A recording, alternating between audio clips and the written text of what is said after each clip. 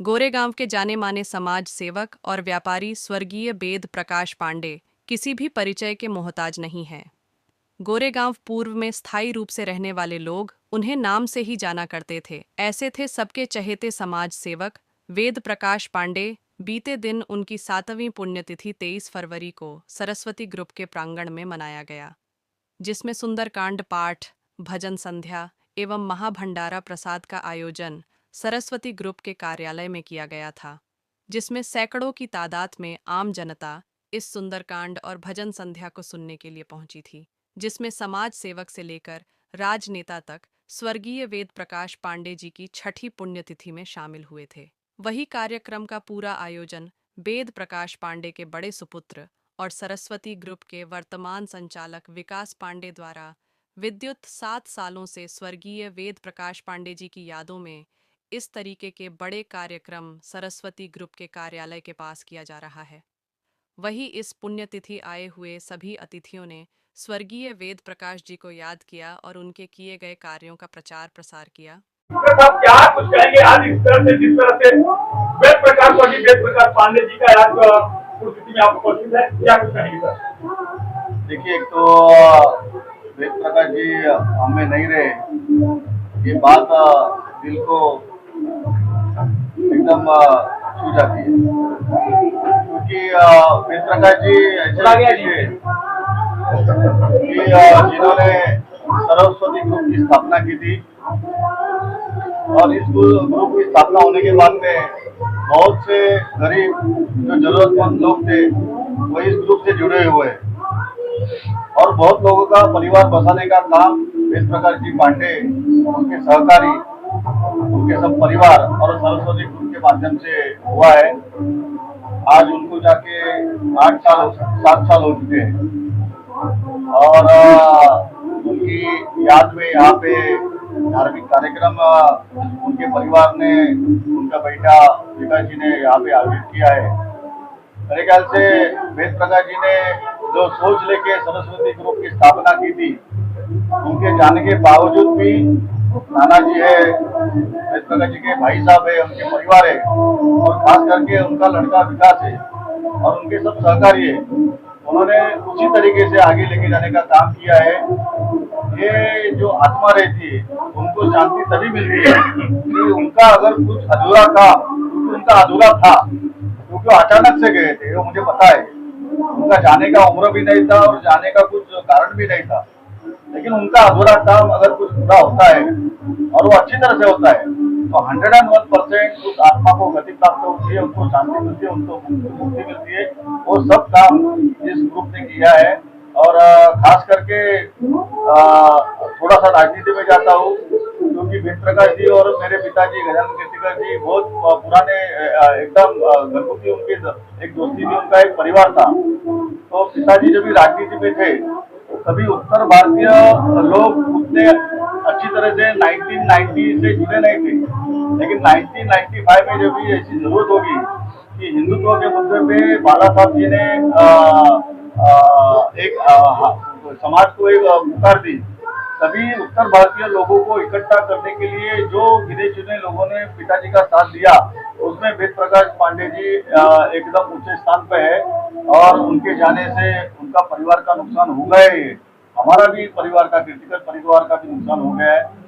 लेकिन नाना जी है, उनके घर के सब परिवार के लोग हैं, और विकास जी है, वो हमारे कांटेक्ट में है, हम उनके साथ में कांटेक्ट में है, और अच्छा हमारा पारिवारिक रिश्ता अभी भी शुरू है यहाँ पे।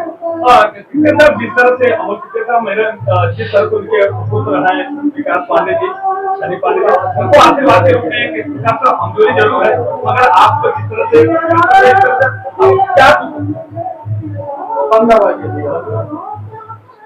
आशीर्वाद देने के लिए हमारे नाना जी है, यहाँ के सब बुजुर्ग है, और मेरे ख्याल से जिनकी यादगार में हम आज यहाँ पे मिले वो वेद प्रकाश जी भी एक अच्छा आशीर्वाद हम सबको दे रहे हैं, ऐसा ही मेरा सोच है।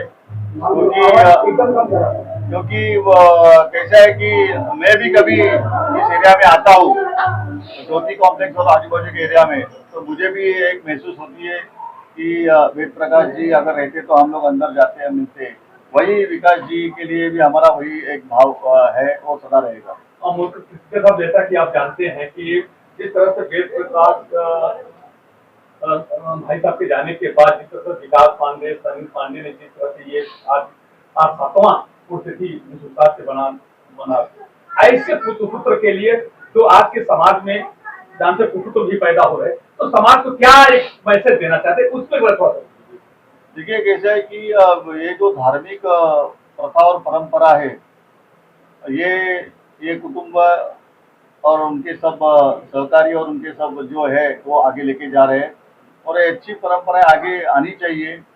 अपने बुजुर्ग जाने के बाद में उनकी जो इच्छाएं रहती है वो इच्छा पूरा करने का काम आगे वाले पीढ़ी का रहता है और विकास और उनके जैसे पुत्र सबको प्राप्त हुए और पिताजी अगर या हमारी मम्मी जी या नाना जी दादी जी अगर पहले जाते तो उनकी जो अधूरी इच्छा रहती है पूरी करने की ताकत विकास जैसे सब में आए, यही मैं इस मौके पे कहना चाहूँगा।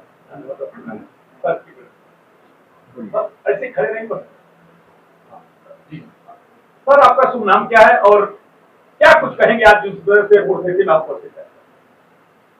मैं देवेंद्र तिवारी, भाई वेद प्रकाश पांडे जी मेरे बहुत ही अभिन्न मित्र रहे, छोटे भाई की तरह रहे और मैंने उन्हें देखा है, मेरा उनका बहुत पुराना संबंध था। उन्होंने बहुत ही संघर्ष करके एक अच्छे प्लेटफॉर्म को उन्होंने तैयार किया और वो नींव इतना मजबूत है कि आज वो नहीं है हमारे बीच, लेकिन उनका बेटा जो बड़ा विकास है उसको और आगे बढ़ा ले जा रहा है और अपने पिता के नाम को और आगे बढ़ा रहे हैं। ऐसे विकास उनके बेटे के ऊपर मुझे गर्व है। हाँ, तो 7वां पुण्यतिथि पे आप लोग जैसा हर आपसे बात लेके 7वें पुण्यतिथि पे उपस्थित है, तो आज जो समाज के लोग हैं, आज पूरे जो देश में आज हैं लोग हैं, ऐसा जो आज पुत्रों का जैसा मैंने सवाल किया था कृष्ण साहब अमोल कृष्ण साहब से कि जिस तरह से समाज में दूषित चल रहे हैं, कि जिस तरह से माँ को वृद्धाश्रम में छोड़ दे रहे हैं और पिता का माता का अपमान करते हैं, ऐसे पुत्रों के लिए मैसेज क्या कहना चाहते हैं? तिवारी जी, आपने बहुत अच्छा प्रश्न किया है। मुझे आज के बच्चों को देखकर बहुत दुख होता है, लेकिन विकास जैसे बेटों को देखकर मुझे गर्व होता है। मगर आज जो समाज में ऐसे हैं जो लोग हैं, आज आशीर्वाद के रूप में विकास जैसे और सनी जैसे पुत्र को क्या आशीर्वाद के रूप में आप बोलना चाहते हैं?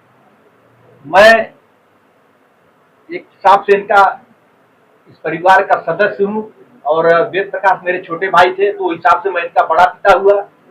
मेरा इन दोनों बच्चों को बहुत बहुत आशीर्वाद है और निरंतर अपने पिताजी का नाम और सम्मान बरकरार रखते हुए उसको आगे बढ़ा रहे हैं और ये लोग सदा और निरंतर आगे बढ़े। मेरा पूरा आशीर्वाद इनके साथ में है, ईश्वर का आशीर्वाद इनके साथ में है, इनके माता पिता का आशीर्वाद है।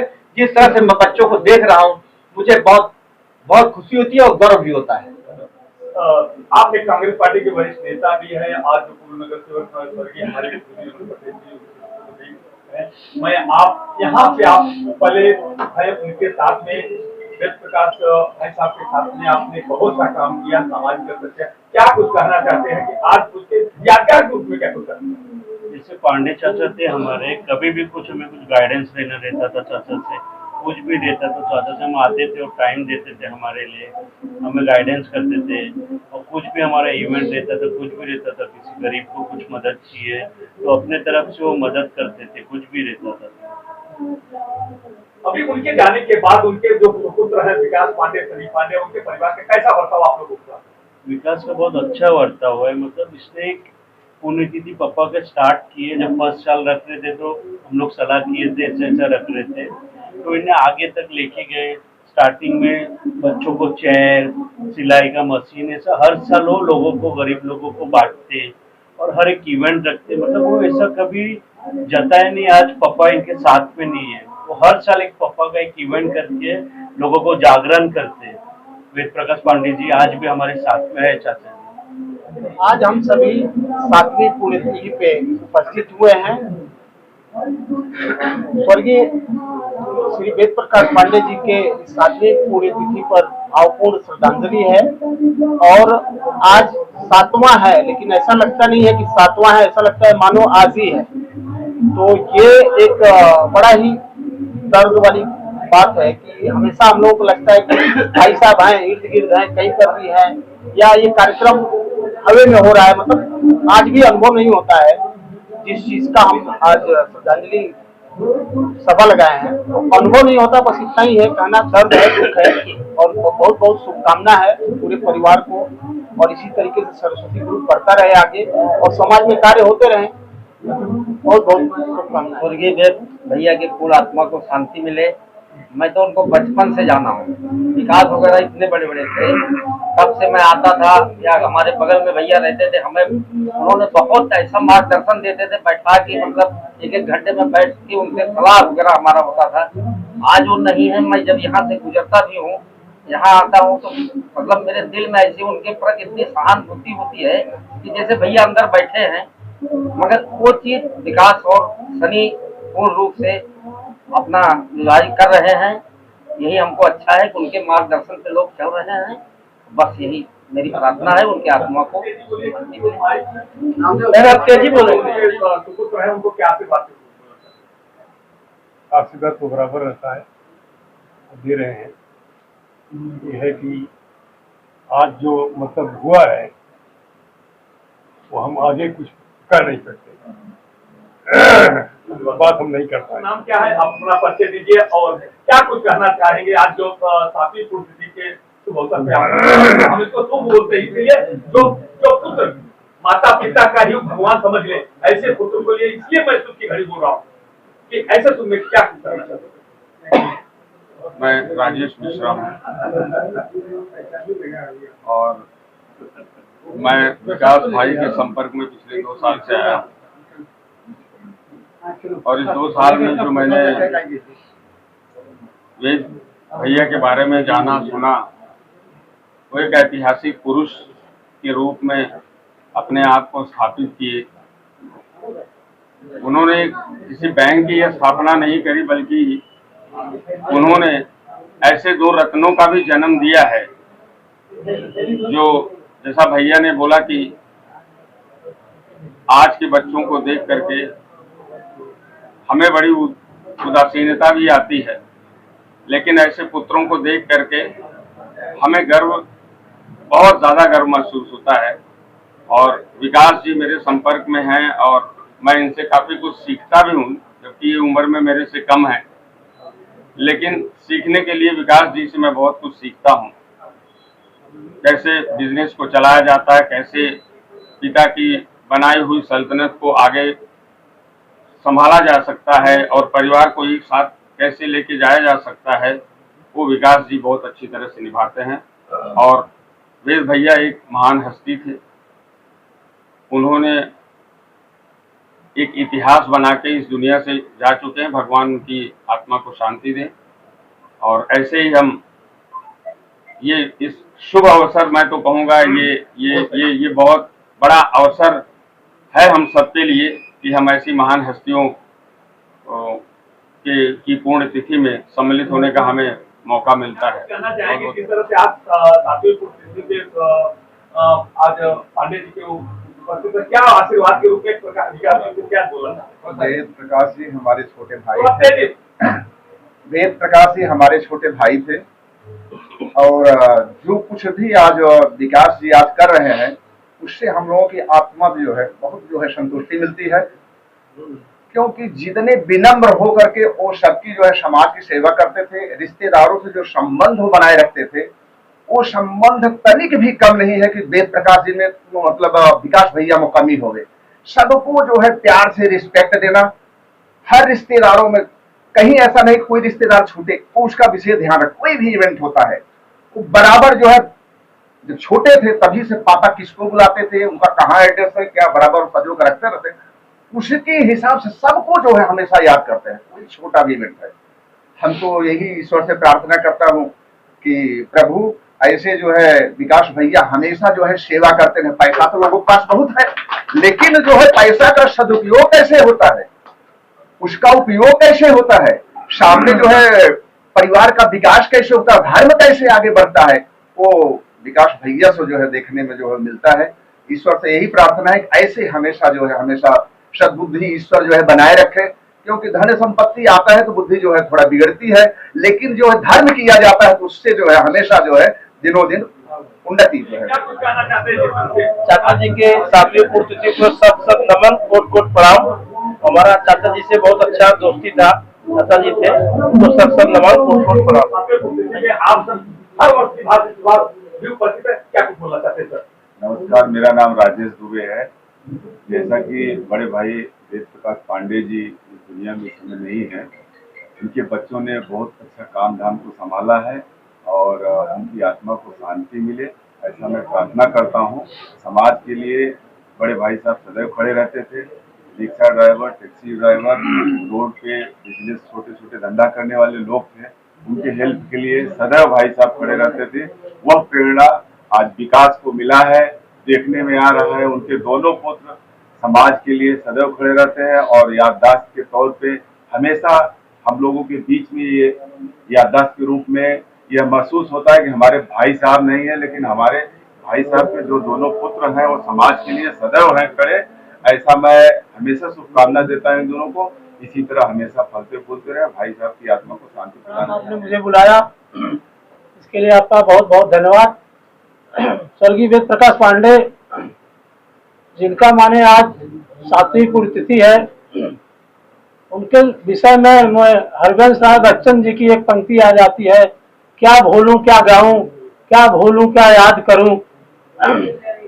और दूसरी बात यह है, कहाँ से शुरुआत करूं।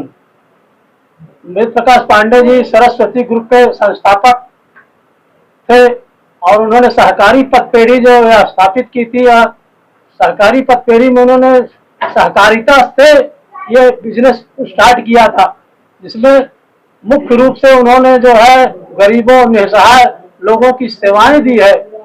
आज भी माने समाज से जुड़े हुए लोग आते हैं हमारे पास, हमको मालूम है क्या सेवा दी गई है और क्या सेवा निरंतर चल रही है, और उसका पूर्ण निर्वहन विकास जी के माध्यम से जो है हो रहा है।